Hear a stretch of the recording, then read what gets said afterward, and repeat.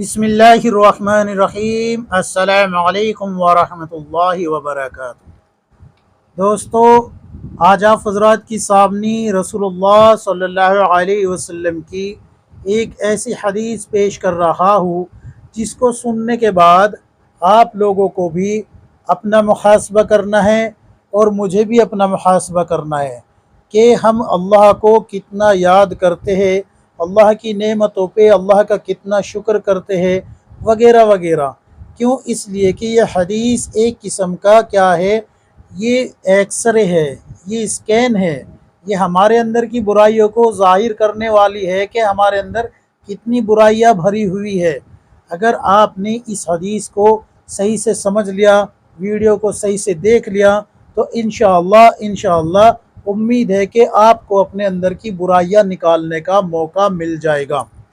अल्लाह के रसूल सल्लल्लाहु अलैहि वसल्लम ने फरमाया कि जिस इंसान को चार चीज़ें मिल गई, चार नेमतें मिल गई, अल्लाह की तरफ से चार इनाम मिल गए, तो समझ लीजिए कि वो दुनिया में भी खैर ही खैर पाएगा और आखिरत में भी हमेशा हमेशा वाली ज़िंदगी में खैर ही खैर पाएगा। यानी कि आखिरत की ज़िंदगी जो हमेशा वाली ज़िंदगी है उसमें भी वो कामयाब हो जाएगा। वो चार चीज़ें कौन सी है, सुन लीजिए, एक एक करके स्टेप बाय स्टेप पेश कर रहा हूँ आप हज़रात के सामने। सबसे पहली है शुक्र करने वाला दिल।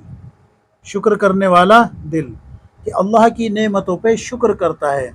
अल्लाह हिफाजत फरमाए, आज हमारे हालात इसके अपोजिट हो गए हैं। ज़रा सी परेशानी आई नहीं और शिकवे शिकायत शुरू कर देते हैं, शिकवे शिकायत शुरू कर देते हैं। वालिदैन जो है जवान औलाद से शिकवे शिकायत कर रही होती है, औलाद माँ बाप से शिकवे शिकायत कर रहे होते हैं, बीवी शोहर से, शोहर बीवी से, भाई बहन से, इस तरीके से शिकवे कर रहे होते हैं। और साथ में जो है साथ में अल्लाह के भी शिकवे करते हैं, माज़अल्लाह औज़ुबिल्लाह।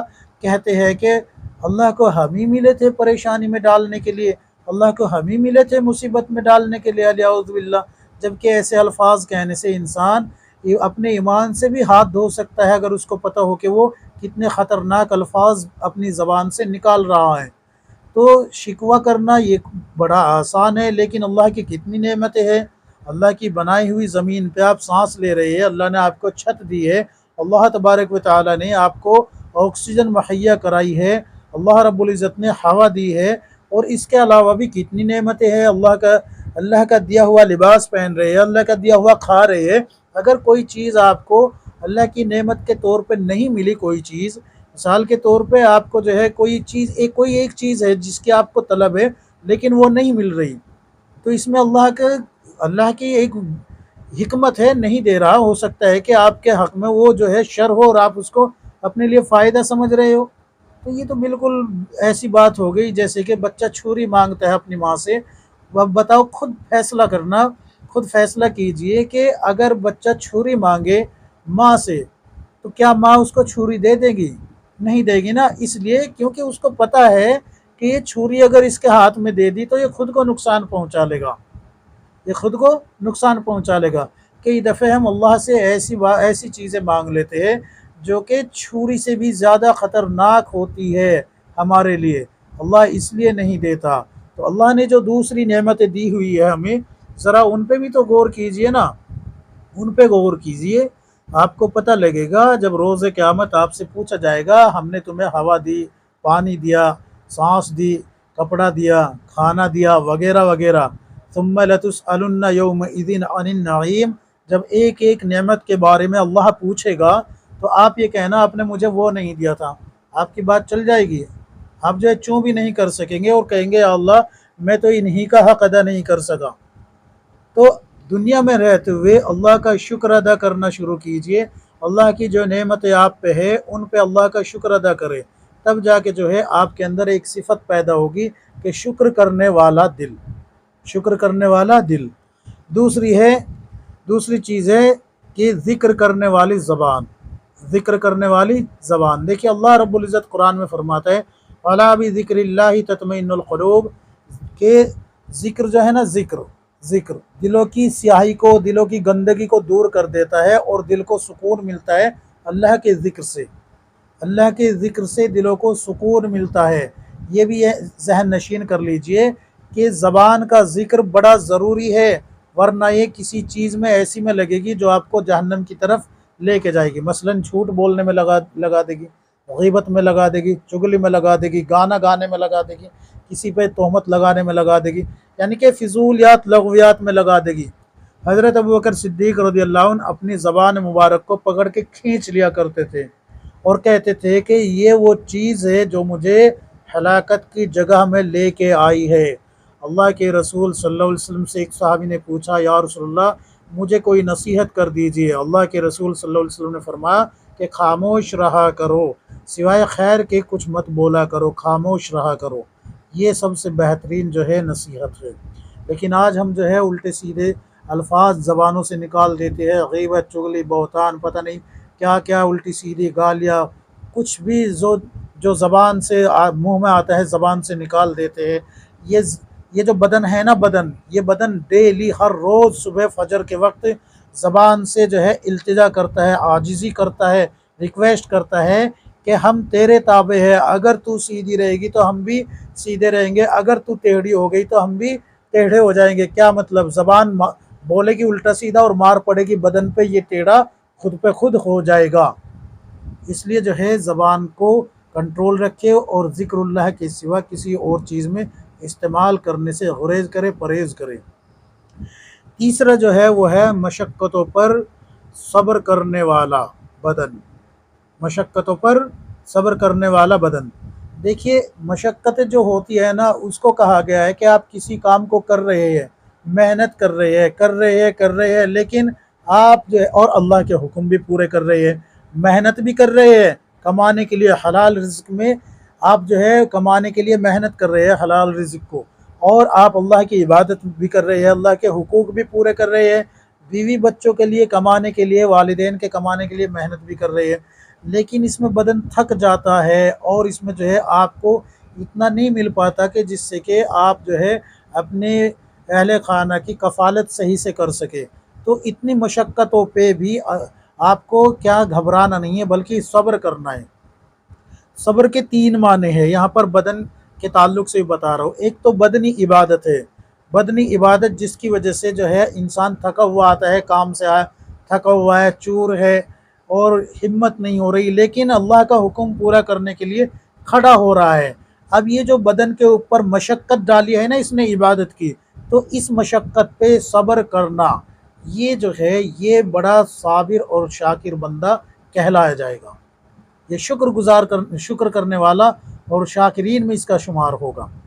तो ये, और एक होता है जुल्म, जैसे कि किसी ने आपके ऊपर किसी ने जुल्म किया तो उसको बर्दाश्त नहीं करना, बर्दाश्त करना है, बस ये करना है कि भाई जब तक इससे निकलने की तदबीर नहीं हो जाती, तदबीर भी करते रहे, अल्लाह से मदद भी मांगते रहे और हो सके तो उसका मुकाबला भी करे। लेकिन ऐसा नहीं कि भाई किसी बीवी पे शोहर जो है जुल्म कर रहा है तो शोहर का मुकाबला करे। उसका तरीका शरीयत ने दूसरा बताया है।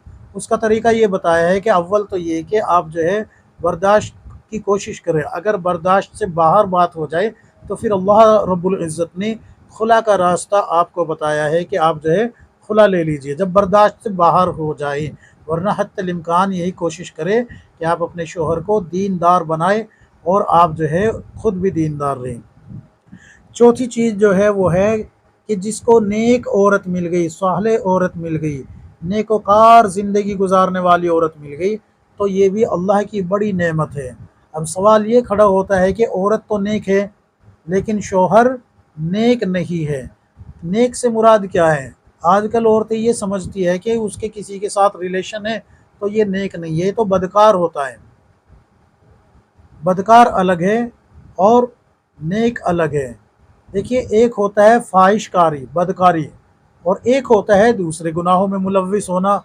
मिसाल के तौर पे झूठ बोलता है, गीबत करता है, और दूसरी किसी और लगवियात में लगा हुआ है, लेकिन वो पाक दामन है, तो उसको आप जो है ये तो कह सकते हैं कि भाई देखिए, कुरान कह रहा है इस बात को कि हमने नेक मर्द नेक औरतों के लिए और बुरे मर्द बुरी औरतों के लिए पैदा किए हैं। अब सवाल ये खड़ा होता है कि आप खुद को नेक कह रही है तो आपको नेक मर्द क्यों नहीं मिला? तो वो वहाँ पर क्या कहा गया? वहाँ पर यह कहा गया है कि फाहिशकारी में यानी कि जो बदकिरदार होते हैं, जो ज़िनाखोर होते हैं, उनके ताल्लुक से है वो आयत कि ज़िना में जो मुलव्विस होते हैं, हराम रिश्ते में जो बंधे होते हैं, उनको कहा गया है बदकार, और कुफ़ार को कहा गया है बदकार और फाहिशकार। तो आप जो है मुसलमान हैं, अपनी तरफ से आप नेक हैं, तो आपको जो शोहर मिला है वो किरदार के कैरेक्टर के एतबार से जो है आपको नेक मिला है। अलबत्ता दूसरी उसमें बुराई मौजूद है, लेकिन आप उस पर बदकारी का इल्ज़ाम नहीं लगा सकती। दूसरी बीमारियां है उसमें, जैसे कि नमाज से दूर होना, रोज़े से दूर होना, और झूठ बोलना, जुआ खेलना, गीबत, ये दूसरी बीमारियां है। इनका इलाज आप जो है कर सकती है, उनको जो है तरगीब दे, दावत दे, उनको तामरून बिल मारूफ, नेकी का हुक्म करती रहे, व तनहौना अनिल मुनकर, बुराई से रोकती रहे, और एक अल्लाह की तरफ उसको बुलाती रहे कि देखिए अल्लाह के अहकाम आपके ऊपर भी वाजिब है, मेरे ऊपर भी वाजिब है, इस तरीके से। तो ये जिसको नेक औरत मिल गई, ये भी समझ लीजिए कि अल्लाह रब्बुल इज़्ज़त ने उसके हक़ में खैर का फ़ैसला कर रखा है। ये चार चीज़ें मैं आप हज़रात के सामने पेश की है, और ये भी बता दिया कि औरत अगर ये समझती है कि भाई मुझे नेक शोहर नहीं मिला, तो नेक से मुराद ये है कि वो कैरेक्टर का, यानी कि वो हराम रिश्ते नहीं रखता किसी से। जैसे आप किसी से हराम रिश्ता नहीं रखती, वैसे ही वो भी नहीं रखता। कुछ बुराइयां आपके अंदर भी होगी तो कुछ उसके अंदर भी है, तो इसी तरीके से दोनों को साथ चलना है, और इन बुराइयों को दोनों को ही अपने अंदर से ख़त्म करना है, तो नेकोकार वाली ज़िंदगी अपने आप आ जाएगी। नमाज का एहतमाम करे, उनको भी नमाज का एहतमाम कराए। अल्लाह रब्बुल इज़्ज़त खुद कुरान में फरमाता है, इन्नस्सलात तनहा अनिल फ़हशाई वल मुनकर, कि बेशक नमाज रोकती है बेहयाई और बुरी बातों से। आप भी नमाज का एहतमाम करें, उनको भी नमाज का एहतमाम कराएं, तो बुराइयाँ अपने आप ही ख़त्म हो जाएगी दोनों के अंदर से, और नेकोकार में आप लोगों का शुमार हो जाएगा। अल्लाह रब्बुल इज़्ज़त हम सबको किताब और सुन्नत के मुताबिक ज़िंदगी गुजारने की तौफ़ीक अता फ़रमाए। आमीन या रब्बुल आलमीन।